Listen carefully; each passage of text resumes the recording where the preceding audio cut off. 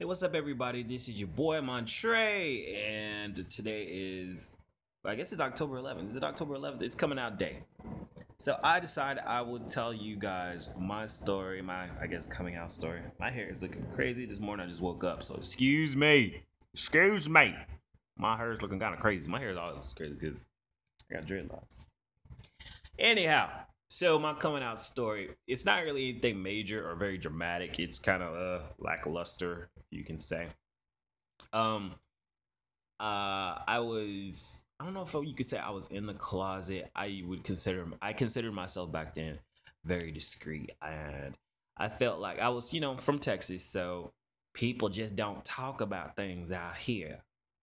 And that wasn't even a Texas accent. That was more like Carolina.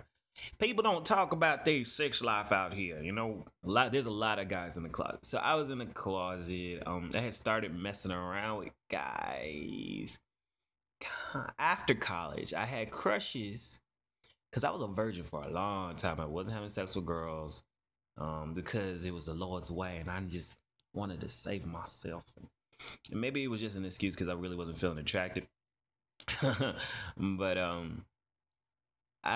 in college I started having a couple of crushes on some guys. And of course they were straight, so I never told them that. And I would be like, and every time I saw them, I'd be like, but I didn't know what that was. I didn't know the feeling, and I couldn't quite understand myself. And then I had started talking to this guy online, and we were pen pals. We became pen pals, and he would write me poetry, and I never really had anybody do that for me before. Nobody. So I had an emotional relationship with him because it was online. It wasn't like a catfish or anything like that, but he was a real person. I actually got to meet him later on in life, which was really cool. And then I met this guy at church who was around my age, well, a little bit younger than me. And we had started hanging out, and he became one of my first acquaintances. We didn't really have sex or anything, but we did a lot of dry humping and making out. At this point, I definitely knew I wasn't straight, but I wasn't ready to consider myself gay or bisexual or anything like that. I did not, I was like, okay, what am I? What am I? I'm just affectionate. And that's just, that's just a Southern way of thinking. You try to find some other title for it because everything else is so unacceptable. But I just didn't say, well, no, I'm just this, I'm just that. And I tried to find every other title I could, So I just kept sneaking around. I was on Craigslist a lot, which is not a safe place to try to find guys. Because I was maybe 23. You're like, how old are you now? Older than 23. So it was just, I was just running around and being wild and being secretive. Then actually my first kiss was from a guy that I had met during a play production because I was an actor and I was in a lot of plays. And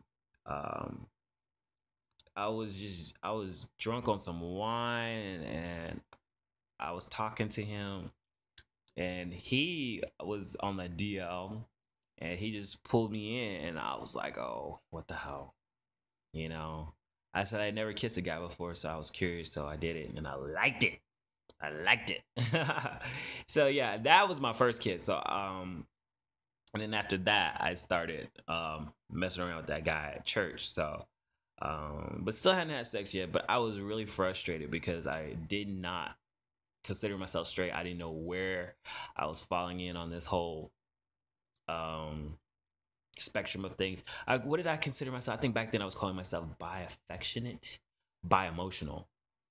Yeah, I think I said bi-emotional. I was like, yeah, I didn't consider myself straight though. So anyways, I got really frustrated about life. I got tired of a lot of things. So I left Texas, and that was one of the reasons why I left Texas, is because I got tired of living in people's shadows. and I wanted to reinvent myself. I wanted to redefine myself. So I packed all my stuff up, moved to California to find myself, to be myself, and I was just I went buck wild out there. Started having sex and dating and didn't care. Still kind of being secretive, but out there it's a little different. So people kind of clock you pretty quick, and they'll just ask you, not like Texas where people whisper. They whisper, "Is she gay? Is she gay?" In California, they just walk up to you. So, are you gay? Are you bisexual? What are you? And I'm like, oh, whoa! I've never had people ask me that before. So yeah, I was being really upfront with people in California, and I was dating this one guy who was from Honduras, and his name was Hernan. Hey, Hernan, what's up? I don't, I haven't talked to Hernan in years, and we were hanging out, going to the clubs all the time, and dating and stuff. My mom kept calling me, "What are you doing this weekend?" You know, she was calling me from Texas. Oh, me and Hernan are going to the club. Oh, okay. She called me next weekend. What are you doing this weekend? Me and Hernan, we're going out to eat. Oh, okay. Then she called me again. I was like, oh, me and Hernan, we're going to the club. And she says, is this a straight club?